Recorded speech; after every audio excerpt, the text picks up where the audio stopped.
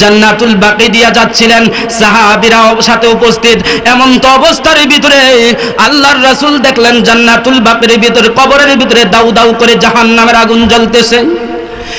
এমন তো অবস্থায় আল্লাহর রাসূল সাল্লাল্লাহু আলাইহি ওয়াসাল্লাম বলেন, এই এলাকার ভিতরে সাহাবীরা দৌড়াও, খবর নিয়ে আসো, এই কবরগুলা কার, এই কবরস্থানটা কার। এমন তো অবস্থার ভিতরে সাহাবীরা খবর নিয়ে আসলো, এই কবরবাসীকে পাওয়া যায় না, কবরবাসীর ওয়ারিশ পাওয়া যায় নাই। আল্লাহর রাসূল অপেক্ষা করতেছেন। বহু দূর থেকে দেখা যায় একটি বৃদ্ধা মহিলা লাঠি বরবর করে আস্তে আস্তে করে আল্লাহর রাসূলের দরবারে আসতেছেন। আল্লাহর রাসূলের দরবারে আসার পরে আল্লাহর রাসূল জিজ্ঞেস করে, বুড়ি মা, এই কবরস্থানটা কার চিনুনি? বলে, জি হ্যাঁ ইয়া রাসূলুল্লাহ, চিনি। বলে, কার? বলে, এটা আমার ছেলের কবর। বলে, বুড়ি মা গো, আমি তো দেখতে পাচ্ছি তোমার সন্তানের কবরের ভিতরে আল্লাহ পাক জাহান্নামের আগুন দাউ দাউ করে জ্বালাইয়া দিয়েছে। এ বুড়ি মা, আমি কি জানতে পারি তোমার ছেলে কি কাজ করেন? বলে, ইয়া রাসূলুল্লাহ, ইয়া হাবিবাল্লাহ, তোমার জন্য যদি শব্দ ব্যবহার করে তাহলে আমার উম্মতরা তোমরা ঈমান নিয়ে কবরে যেতে পারবে না, ঈমান নিয়ে কবরে যেতে পারবে না। এই জন্য যুবক ভাইয়েরা ও যুবতী বোনেরা, ভালো করে শুনো। আজকে মা বাবা আমাদের জন্য পরিশ্রম করতেছে। আজকে অনেক যুবকেরা মারে কয় বুড়ি, বাবারে কয় বুড়া, আছে না নাই? আছে না নাই? মারে কয় বুড়া, বুড়ি বাবারে কয় বুড়া। এ যুবক ভাই, বুড়া হইছে তো তোর কারণে, ঠিক কিনা জোরে বলেন? মা বুড়ি হইছে তোর কারণে, কারণ তোর পেছনে মেহনত করতে করতে, পরিশ্রম করতে করতে তাদের বার্ধক্য জীবন চলে আসছে। তুমি কাকে বুড়া বলো, কাকে বুড়ি বলো? যদি তোমার মা বাবা উভয়ের একজন অসন্তুষ্ট হয়ে যায়, তাহলে কে অসন্তুষ্ট হয়ে যান? আর জোরে বলেন কে? ঠিক নবীজির জামানায় একজন সাহাবীর নাম আলকামা রাদিয়াল্লাহু তাআলা আনহু, তার জীবনে পড়তে গিয়ে চোখের পানি ধরা রাখা যায় না। হযরত আলকামা রাদিয়াল্লাহু তাআলা আনহু তার শেষ মুহূর্তের মধ্যে, মর্মুষ অবস্থার মধ্যে তার স্ত্রী রাসূলে মকবুল সাল্লাল্লাহু আলাইহি সাল্লামের কাছে যাইয়া বলে, ইয়া রাসূলুল্লাহ, ইয়া হাবিবাল্লাহ, ও আল্লাহর রাসূল, আমার আলকামা মর্মুষ অবস্থায় আছে, আপনি তার জন্য একটু দুয়ারে ব্যবস্থা করেন, যাতে সে যদি বেঁচে থাকে তাহলে আল্লাহ যেন তাকে হায়াত দিয়া দেন, আর যদি তার হায়াত না থাকে যেন ঈমানের সাথে মৃত্যুবরণ করেন। আল্লাহর রাসূল সাল্লাল্লাহু আলাইহি সাল্লাম হযরতে আলী রাদিয়াল্লাহু তাআলা আনহু, হযরতে বেলাল রাদিয়াল্লাহু তাআলা আনহু, হযরতে সালমান ফারসি রাদিয়াল্লাহু তাআলা আনহু, হযরতে আম্মার রাদিয়াল্লাহু তাআলা আনহু, চারজন সাহাবীকে পাঠাইলেন আলকামার বাড়ির ভিতরে। সাহাবীরা যাও, আলকামার বাড়ির মধ্যে চলে যাও, আলকামাকে যাইয়া কালেমা পড়াইয়া আসো। হযরতে বেলাল কালেমা পড়াইতেছে, বারবার হযরতে আলকামার জবানের মধ্যে বারবার পেশ লাগিয়া যায়, কালেমা পড়তে পারে না। হযরতে আম্মার রাদিয়াল্লাহু তাআলা আনহু চেষ্টা করলেন, তারপরও হযরতে আলকামার জবান দিয়ে কালেমা বাইর হয় না। এমন তো অবস্থার ভিতরে আল্লাহর রাসূলের কাছে সংবাদ পাঠাইল, ইয়া রাসূলুল্লাহ, ইয়া হাবিবাল্লাহ, আমরা আলকামারকে বহু চেষ্টা করেছি, তার জবান দিয়ে কালেমা বাইর করতে পারি না। ওগো আল্লাহর রাসূল, আমরা বহু চেষ্টা করেছি, কিন্তু আলকামার জবান দিয়ে কালেমা বাইর করতে পারি না। আল্লাহর রাসূল বুঝতে পারলেন, বেলালকে ডেকে বললেন, বেলাল রে, ওরে বেলাল, আলকামার মা অথবা বাবা কেউ বেঁচে আছে কিনা? বেলাল বলে, ইয়া রাসূলুল্লাহ, তার বাবা বহু আগে মারা গেছে, তার একজন বৃদ্ধা মা আছে, লাঠি বর করে দিয়া হাঁটে। আল্লাহর রাসূল বলে, এ বেলাল, যাও সংবাদটা পৌঁছায় দাও, যদি আলকামার মার শক্তি থাকে সে যেন আমার দরবারে আসে। হযরতে আলকামার মা তখন রাসূলের দরবারে আসে। দরবারে আসার পরে আল্লাহর রাসূল জিজ্ঞেস করে, ও আলকামার মা, আমি তোমার কাছে জানতে চাই, বেলাল কি কখনো নামাজ পড়তো না? বলে, হ্যাঁ নামাজ পড়তো। বেলাল কি হজ করে নাই? বলে, হ্যাঁ হজ করেছে। বলে বেলাল কি রোজা রাখে না? বলে রোজা রেখেছে। বেলাল কি দান সদকা করে নাই? বলে হ্যাঁ করেছে। তাহলে আলকামার মা গো, তোমার কাছে আমি জানতে চাই আলকামা তোমার সাথে কেমন আচরণ করেছে? এই কথা বলার সাথে সাথে আলকামার মার চোখে দিয়া ডালিমের রসের মতো পানি বের হয়ে গেল। আলকামার মা ডাক দিয়া বলি, ইয়া রাসূলুল্লাহ, ইয়া হাবিবাল্লাহ, যেই দিন আমার ছেলেকে বিবাহ করালাম তারপর থেকে আজ পর্যন্ত একটা দিন আমার সাথে ভালো ব্যবহার করে না। এই কথাটা বলতে না বলতেন আল্লাহর রাসূল সাল্লাল্লাহু আলাইহি সাল্লামের চোখে পানি চলে আসলো। আলকামা রাদিয়াল্লাহু তাআলা আনহু মা ডেকে বলে, ইয়া রাসূলুল্লাহ, ইয়া হাবিবাল্লাহ, সে যে কি পরিমাণ আমাকে কষ্ট দিছে আমি ব্যক্ত করতে পারবো না গো রাসূল, আমি তাকে ক্ষমা করতে পারবো না। আল্লাহর রাসূল ডাক দিয়া বলে, আলকামার মা, তাকে ক্ষমা করে দাও না। ইয়া রাসূলুল্লাহ, আমি তাকে ক্ষমা করতে পারবো না। আল্লাহর রাসূল ডাক দিয়া বলে, এ সাহাবীরা, তোমরা এখানে লাকড়ির ব্যবস্থা করো, তাড়াতাড়ি লাকড়ির ব্যবস্থা করো। যখন সাহাবীরা লাকড়ির ব্যবস্থা করলো, লাকড়ির ভিতরে আগুন ধরাইয়া দিল। আলকামার মা ডাক দিয়া বলে, ইয়া রাসূলুল্লাহ, কেন গো এই লাকড়ির ব্যবস্থা করা হয়েছে, আগুনের ব্যবস্থা করা হলো? আল্লাহর রাসূল ডাক দিয়া বলে, তোমার ছেলে যদি তুমি মাফ না করো তাকে আগুনের মধ্যে ফেলানো হবে। আলকামার মা ডাক দিয়া বলে, ইয়া রাসূলুল্লাহ, আমার সন্তান আগুনের মধ্যে পড়বে, এটা আমি সহ্য করতে পারবো না, আমি আমার আলকামাকে সাথে সাথে মাফ করে দিলাম। হযরতে বেলাল দৌড়ে চলে গেলেন আলকামার ঘরের ভিতরে। আলকামার ঘরের ভিতরে যাবার পরে এবার আলকামার মুখে দিয়া কালেমা বের হয়ে গেল, লা ইলাহা ইল্লাল্লাহু মুহাম্মাদুর রাসূলুল্লাহ। এই জন্য যুবক ভাইয়েরা, যুবতী ভোরেরা, ভালো করে শুনে রাখো গো মা, তুমি তোমার মা বাবাকে যদি কষ্ট দাও, তোমার নামাজ আল্লাহর দরবারে পৌঁছবে না, তোমার রোজা আল্লাহর দরবারে পৌঁছবে না, তোমার যাকাত আল্লাহর দরবারে পৌঁছবে না, কোনো কিছুর দ্বারা তুমি ঈমান নিয়ে কবরে যেতে পারবে না। আল্লাহু আকবার কাবীরা। আল্লাহর রাসূল সাল্লাল্লাহু আলাইহি ওয়াসাল্লাম একদিন জান্নাতুল বাকি দিয়া যাচ্ছিলেন, সাহাবীরা সাথে উপস্থিত। এমন তো অবস্থার ভিতরে আল্লাহর রাসূল দেখলেন জান্নাতুল বাকির ভিতরে, কবরের ভিতরে দাউ দাউ করে জাহান্নামের আগুন জ্বলতেছে। এমন তো অবস্থায় আল্লাহর রাসূল সাল্লাল্লাহু আলাইহি ওয়াসাল্লাম বলেন, এই এলাকার ভিতরে সাহাবীরা দৌড়াও, খবর নিয়ে আসো, এই কবরগুলা কার, এই কবরস্থানটা কার। এমন তো অবস্থার ভিতরে সাহাবীরা খবর নিয়ে আসলো, এই কবরবাসীকে পাওয়া যায় না, কবরবাসীর ওয়ারিশ পাওয়া যায় নাই। আল্লাহর রাসূল অপেক্ষা করতেছেন। বহু দূর থেকে দেখা যায় একটি বৃদ্ধা মহিলা লাঠি বরবর করে আস্তে আস্তে করে আল্লাহর রাসূলের দরবারে আসতেছেন। আল্লাহর রাসূলের দরবারে আসার পরে আল্লাহর রাসূল জিজ্ঞেস করে, বুড়ি মা, এই কবরস্থানটা কার চিনুনি? বলে, জি হ্যাঁ ইয়া রাসূলুল্লাহ, চিনি। বলে, কার? বলে, এটা আমার ছেলের কবর। বলে, বুড়ি মা গো, আমি তো দেখতে পাচ্ছি তোমার সন্তানের কবরের ভিতরে আল্লাহ পাক জাহান্নামের আগুন দাউ দাউ করে জ্বালাইয়া দিয়েছে। এ বুড়ি মা, আমি কি জানতে পারি তোমার ছেলে কি কাজ করে? বলে, ইয়া রাসূলুল্লাহ, ইয়া হাবিবাল্লাহ, ও আল্লাহর রাসূল, আমার সন্তান সবচাইতে ভালো কাজ করতো। তাহলে বুড়িমা তোমার সাথে কেমন আচরণ করতো? বলতো, ইয়া রাসূলুল্লাহ, আমার সন্তান প্রবাসে থাকতো, বিদেশে থাকতো। বিদেশে থাকার পরে বহু বছর পরে আমার সন্তান বাড়িতে আসে। আমি মা সন্তানকে দেখার জন্য দরজার পাশে দাঁড়াইয়া রইলাম।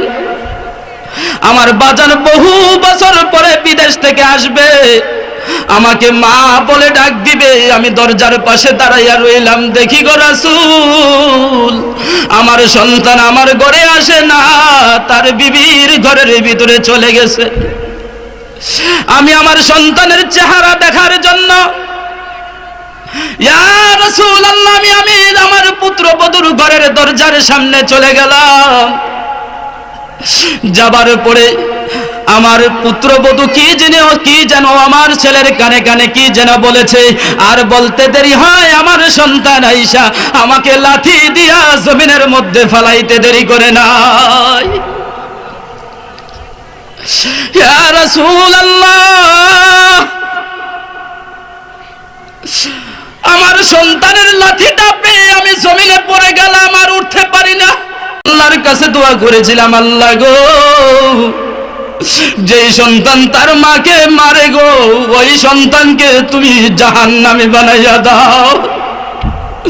আল্লাহর রাসূল সাল্লাল্লাহু আলাইহি সাল্লাম ডাক দিলেন, ও বুড়িমা, তুমি তো দেখো না তোমার সন্তানকে কি পরিমাণ আল্লাহ শাস্তি দিতেছে, তুমি তোমার সন্তানকে মাফ করে দাও। বুড়িমা বলে, কখনো মাফ করতে পারবো না। আল্লাহর রাসূল সাল্লাল্লাহু আলাইহি সাল্লাম দোয়া করলেন, আল্লাহ এই বুড়িমা কখনো তার সন্তানকে মাফ করবে না, তোমার কাছে দরখাস্ত পাঠাই গো। আল্লাহর রাসূল বলে, আমি তোমার কাছে দরখাস্ত পাঠাই, আল্লাহ তুমি তার অন্তরের চক্ষুটা খুলে দাও, যাতে সে তার সন্তানের কবরের আযাবগুলা দেখতে পায়। আল্লাহর রাসূল দোয়া করতে দেরি হয়, তা ওই বুড়ির অন্তরের চক্ষু যখন খুলে গেল, অন্তরের চক্ষু খুলে যাবার সাথে সাথে দেখে ওই বুড়ি তার সন্তানের কবরের ভিতরে জাহান্নামের আগুন দাউ দাউ করে জ্বলতেছে। আল্লাহর রাসূলের চিৎকার দিয়া বলে, ইয়া রাসূলুল্লাহ, ও নবীর সাহাবীরা, আমি তো দেখতে পেলাম আমার সন্তানের কবরের ভিতরে জাহান্নামের আগুন দাউ দাউ করে জ্বলতেছে। ও সাহাবীরা, তোমরা সাক্ষী থাকো, আমি আমার সন্তানকে মাফ করিয়া দিলাম। জোরে গন সুবহানাল্লাহ। আল্লাহর রাসূল আবার দেখে মাফ করার সাথে সাথে সন্তানের কবরের আযাব আল্লাহ মাফ করে দিয়েছেন। وَقَضَى رَبُّكَ أَلَّا تَعْبُدُوا إِلَّا إِيَّاهُ وَبِالْوَالِدَيْنِ إِحْسَانًا إِمَّا يَبْلُغَنَّ عِندَكَ الْكِبَرَ أَحَدُهُمَا أَوْ كِلَاهُمَا أُفٍّ وَلَا تَنْهَرْهُمَا وَقُل لَّهُمَا قَوْلًا كَرِيمًا। আল্লাহ তাআলা বলেন, ও দুনিয়ার মানুষেরা, তোমরা তোমাদের বাবা মার সাথে কেমন ভাবে কথা বলবা? কাউলান কারীমা, নরম নরম ভাষায় কথা বলবা। কি ভাষায়? মা বাবার সাথে কি ভাষায় কথা বলবো? নরম নরম ভাষায়। যেই ভাষাটা মা সন্তানের জন্য দোয়া আসে, এমন ভাষায় কথা বলতে হবে। কার সাথে? আর জোরে বলেন, কার সাথে? মা বাবার সাথে নরম নরম ভাষায় কথা বলতে হবে।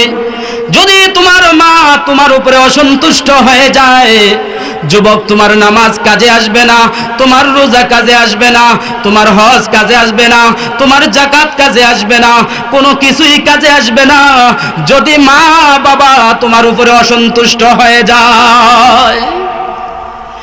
এই জন্য যুবক ভাইয়েরা, আজকে আমরা অনেক যুবকরা দেখি মা বাবার সাথে কথা বলে না, আছে না নাই? জোরে বলেন, আছে না নাই?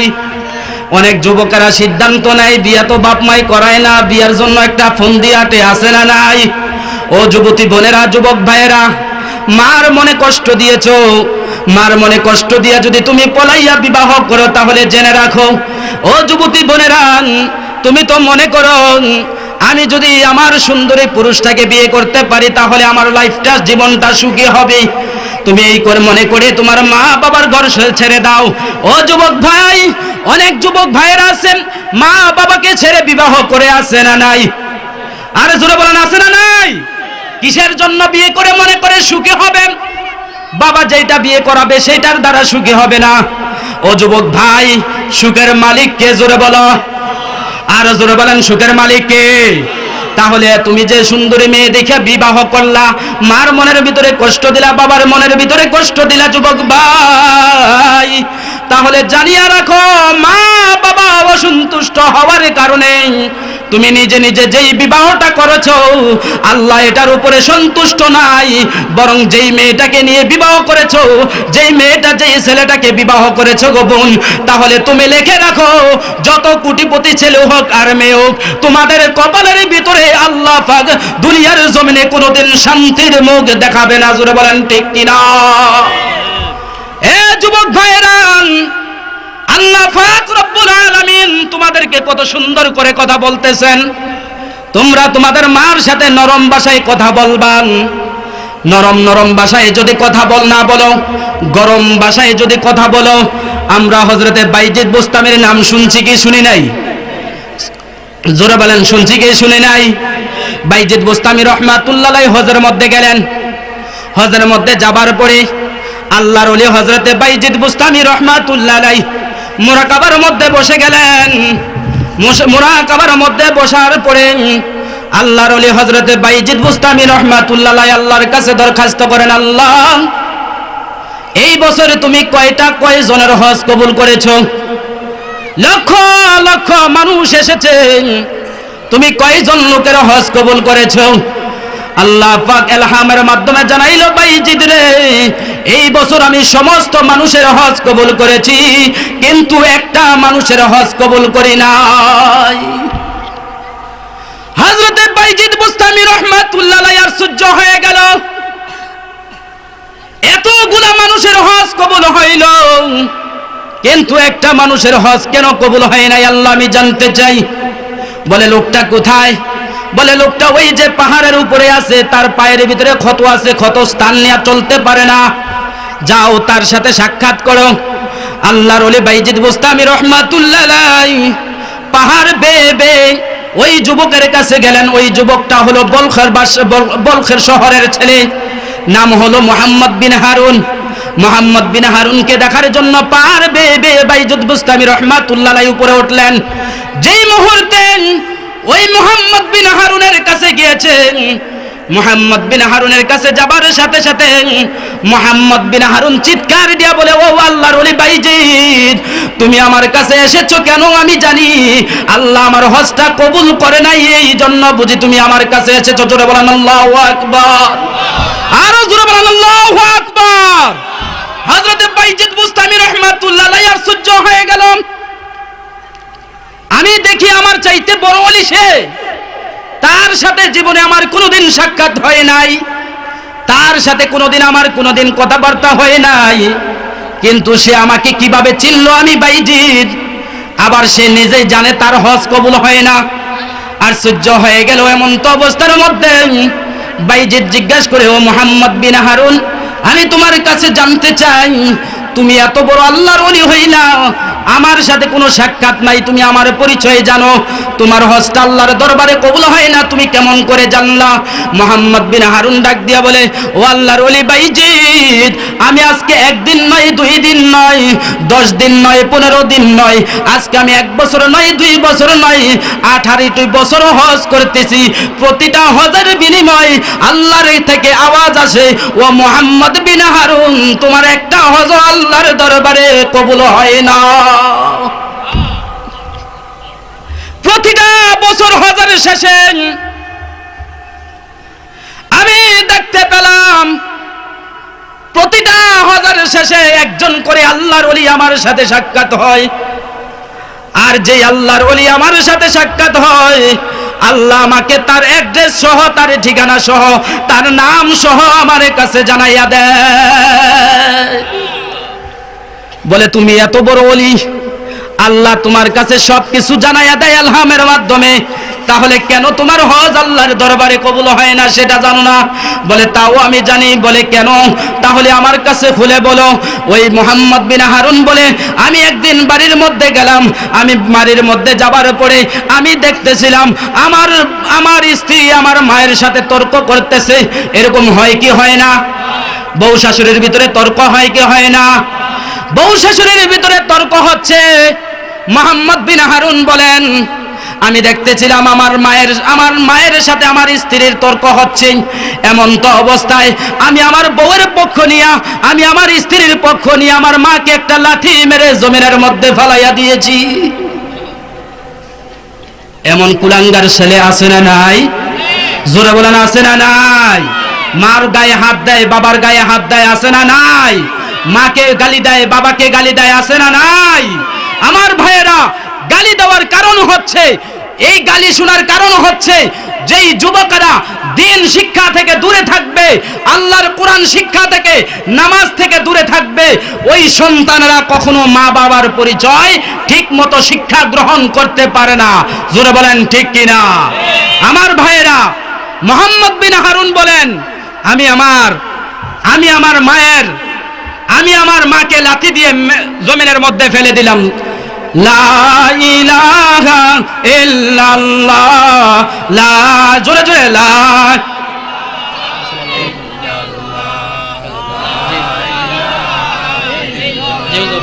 জি জি আয়া পড়েন, মসজিদে এসে পড়েন। হ্যাঁ হ্যাঁ, পূর্ব মতিয়া তুলি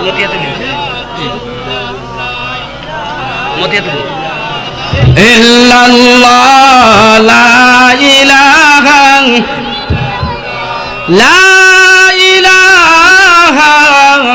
ইল্লাল্লাহু মুহাম্মাদুর রাসূলুল্লাহ সাল্লাল্লাহু আলাইহি ওয়াসাল্লাম মুহাম্মদ বিন হারুন ডাইকা বলে, ও বাইজিদ রে, আমি 18টি বছর হজ করি, আল্লাহর দরবারে কবুল হয় না। কারণ হচ্ছে আমার মাকে যখন লাথি দিয়া জমিনের মধ্যে ফেলাইয়া দিলাম, জমিনের মধ্যে পড়ার সাথে সাথে আমার মা আল্লাহর কাছে দোয়া করেছিল, আল্লাহ সে যতবারই হজ করুক না কেন, সে যতই নামাজ পড়ুক না কেন, সে যতই রোজা রাখুক না কেন, তার একটা হজ আল্লাহ তুমি কবুল করবা না।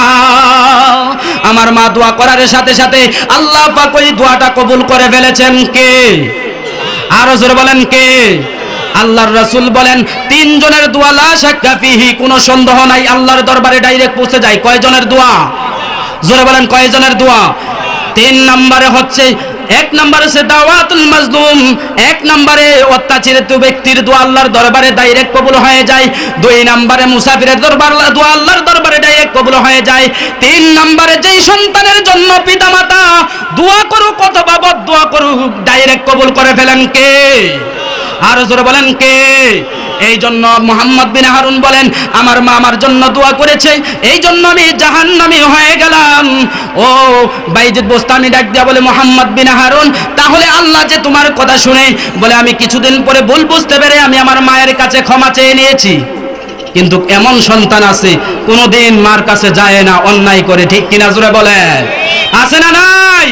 ও যুবক ভাইয়েরা, আমি তোমাদের কাছে অনুরোধ করব, কোনদিন মা বাবার সাথে বেয়াদবি করবে? জোরে বলেন করবে? ও যুবতী বোনেরা, নিজের সিদ্ধান্ত নিজে নিও না। খোদার কসম করে বলি, নিজের সিদ্ধান্ত যদি তুমি নিজে নাও, তাহলে কোনদিন তোমার কপালে সুখ হবে। আরো জোরে বলেন সুখ হবে। আজকে আমাদের দেশের ভিতরে এই মা বাবার জন্য বৃদ্ধাশ্রম খুলছে। সরকার কি খুলছে? বৃদ্ধাশ্রম। বোঝেন নেই?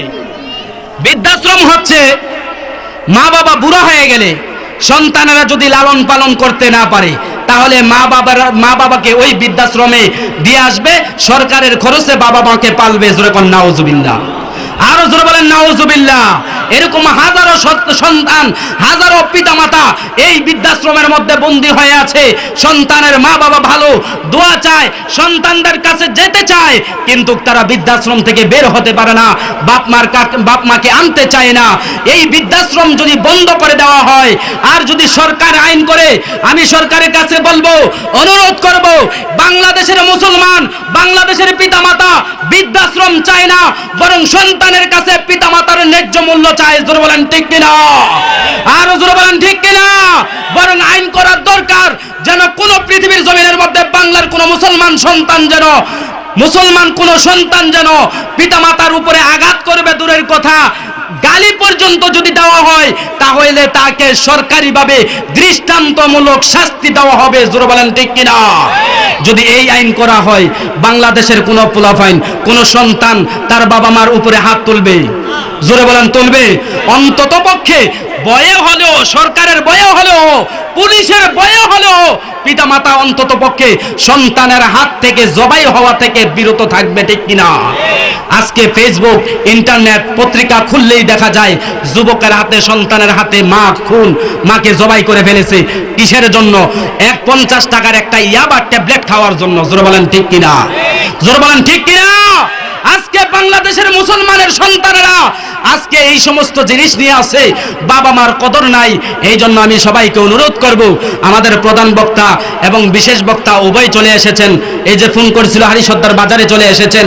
এই জন্য আমি সবাইকে অনুরোধ করব, আমরা যেন আমাদের পিতামাতার সাথে সৎ আচরণ করি। আল্লাহ পাক যেন আমাদেরকে পিতামাতার সৎ আচরণ করার মতো তৌফিক দান করেন, সকলে বলি আমিন। আমরা যারা পিতামাতার সাথে খারাপ আচরণ করেছি, আমি এই 14 গ্রাম মাহফিল থেকে সবার কাছে অনুরোধ করব, ও যুবক ভাই, ও যুবতী বোন, মার পায়ে ধরে, বাবার পায়ে ধরে ক্ষমা চেয়ে নাও, তাহলে খুশি হয়ে যাবেন কে? জোরে বলেন, খুশি হয়ে যাবে কে? তাহলে আল্লাহ যদি আমার খুশি হয়ে যায়, তাহলে আমার নামাজ, আমার রোজা, আমার হজ, আমার যাকাত, আমার জিকির, আমার কোরআন তেলাওয়াত কবুল করে নেবেন কে? আর জোরে বলেন কে? আল্লাহ পাক আমাদেরকে এই কথাগুলোর উপরে আমল করার তৌফিক দান করেন, সকলে আমিন। আর জোরে বলেন আমিন। এখন এই আশারার আজান হবে। আমাদের বক্তা, আমাদের মেহমানরা চলে এসেছেন। সে হযরতে আদম আলাইহিস সালাতু ওয়াস সালাম। তার নাম কি? আদম আলাইহিস সালাম। আদম আলাইহিস সালাতু ওয়াস সালামের বাবা আছে, মা আছে, আবার আল্লাহ পাক রব্বুল আলামিন মা আছে, বাবা নাই। আল্লাহর কুদরতি, আল্লাহর ক্ষমতা আল্লাহ দেখাইতেছেন যে আমি বাবা মা ছাড়াও মানুষ বানাইতে পারি, আবার বাবা ছাড়াও দুনিয়ার ভিতরে মানুষ পাঠাইতে পারি। আল্লাহর নবী হযরতে ঈসা আলাইহিস সালাতু ওয়াস সালামের বাবার নাম আছে। আল্লাহ পাক ঈসা মারইয়াম আলাইহিস সালাতু ওয়াস সালামের মাধ্যমে আল্লাহ পাক ঈসা নবীকে দুনিয়ায় পাঠাইলেন, তার কোনো বাবা নাই। আল্লাহ পাক আরেকটি মানুষ বানাইছেন, যে একটা মানুষ, সে পুরুষও নারীও। এই ঘটনা কোনোদিন শুনছেন? মানুষ, সে পুরুষও নারীও। হযরতে আলী রাদিয়াল্লাহু তাআলা আনহুর জামানার ঘটনা, যে এই মানুষটার নাম হলো খোজা। নাম কি? খোজা।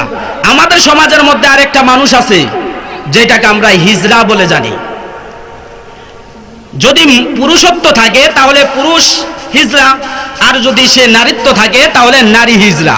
কিন্তু খুজা এমন একজন মানুষ আল্লাহ পাক বানাইছে, ওই মানুষটা যখন খুজার একটা পুরুষের সাথে বিবাহ হয়, তখন ওই খুজার পেটে একটা সন্তান আসে, ওই পেটের থেকে সন্তানটা ভূমিষ্ঠ হয় একটা ছেলে সন্তান। তাহলে খুজা যদি ছেলে সন্তান হয়, তাহলে সে খুজা হলো ছেলে সন্তানের মা। কি হয়?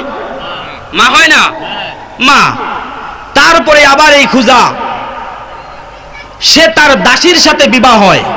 প্রথমে তার সাথে একটা পুরুষের বিবাহ হয়, ওইখান থেকে একটা সন্তান হয় ছেলে, সে হয় মা। আবার এই খুজা, তার পুরুষত্ব আছে, পুল্লিঙ্গ আছে, সে আবার বিবাহ করে, বিবাহ করার পরে তারপরে আবার সে দাসীকে বিবাহ করার পরে ওই দাসীর পেটের ভিতরে আবার সন্তান গেছে। এবার বলেন সে মা না বাবা? এবার সে কি হলো? মা বাবা। প্রথমে সে খুজা হলো মা, তারপরে খুজা হলো বাবা। লাইনে থাকেন, পুরা ঘটনাটা বলা হবে। মুহতারাম হাজিরিন, আল্লাহ পাকের কুরআনুল কারীমের আয়াতে কারিমা আমি তেলাওয়াত করেছি। সময় যেহেতু অল্প, সেই আয়াতের উপরে কিছু আলোচনা করার দরকার। যেহেতু বর্তমান সমাজে এমন সন্তান জন্ম হচ্ছে, আমাদের সন্তানগুলা আমাদের পিতামাতার কথা 80% ছেলেরা মেয়েরা মানে না, ঠিক কিনা বলেন? জোরে বলেন। কারণ কি? আমাদের সমাজে পিতামাতার আলোচনা খুব কম হচ্ছে। পিতামাতার হক দায়িত্ব সন্তানেরা জানে না, যার কারণে সন্তানেরা পিতামাতার কদর করে না। এই জন্য আল্লাহ পাক রব্বুল আলামিন কুরআনুল কারীমের মধ্যে সুন্দর করে বলে দিয়েছেন, ওয়াকাদা রাব্বুকা আল্লা তা'বুদু ইল্লা ইয়্যাহু ওয়া বিল ওয়ালিদাইনি ইহসানা। আল্লাহ রাব্বুল আলামিন বলেন, ওয়াকাদা রাব্বুকা আল্লা তা'বুদু, তোমার প্রভুর পক্ষ থেকে নির্দেশ এসেছে, ওয়াকাদা রাব্বুকা, তোমার প্রভুর পক্ষ থেকে নির্দেশ এসেছে, আল্লাহ তা'বুদু, আল্লাহ তাআলা ছাড়া কারো উপাসনা করা যাবে না, আল্লাহ তাআলা ছাড়া কারো ইবাদত করা যাবে না, আল্লাহ তাআলা ছাড়া কাউকে সিজদা দেওয়া যাবে, আর জোর বলেন যাবে। আজকে আসেনি মানুষরে সিজদা দেয়, আছে না নাই? পীরের পায়ে সিজদা দেয় কি দেয় না? মাজার যাইয়া সিজদা দেয় কি দেয় না? আল্লাহ পাক রব্বুল আলামিন সুন্দর করে বলে দিয়েছেন, আল্লাহ তা'বুদু, আমাকে ছাড়া